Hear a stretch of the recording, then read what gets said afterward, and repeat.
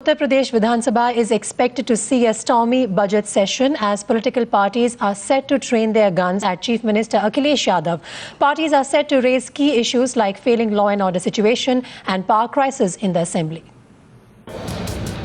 Uttar Pradesh Vidhan Sabha is set for a stormy budget session beginning today.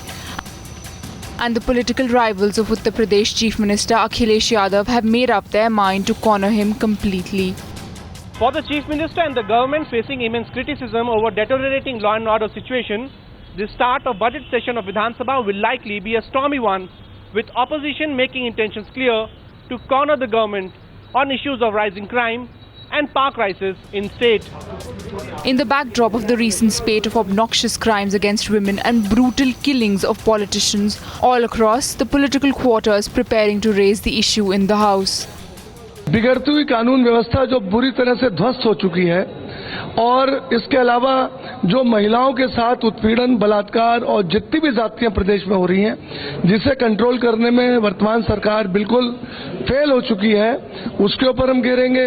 Akhilesh Yadav की सरकार ने गुंडे, mafia, अपराधियों को उत्तर प्रदेश में लूट, दहशत, भय पैदा करने का लाइसेंस दे रखा है। उसका नतीजा है कि पूरा प्रदेश आज जंगल राज बन गया है। सबसे बड़ी प्राथमिकता के आधार पर हमारा ये मुद्दा होगा। Samajwadi Party only preparing to strongly face the tough questions.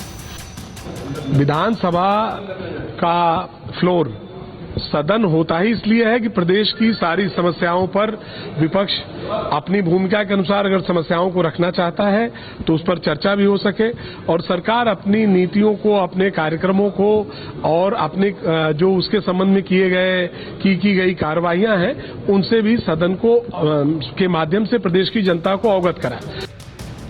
But the toughest challenge coming from the BJP, who even boycotted the all-party meeting called by the Samajwadi Party government, seeking cooperation of all the parties for the smooth running of the budget session. बहिष्कार करने का कारण यह है कि सिर्फ विधानसभा को सत्र चलाने के लिए वो हमारे से सहयोग चाहते हैं। विपक्ष के जो बहुमूल्य सुझाव जनता के हित में होते हैं, ना तो उसकी ओर ध्यान देने का प्रयास करते हैं और जो भी बात होगी वो सदन के फ्लोर के ऊपर बातचीत करी जाएगी। अलग से बैठकर बातचीत करने का कोई औचित्य नहीं होता।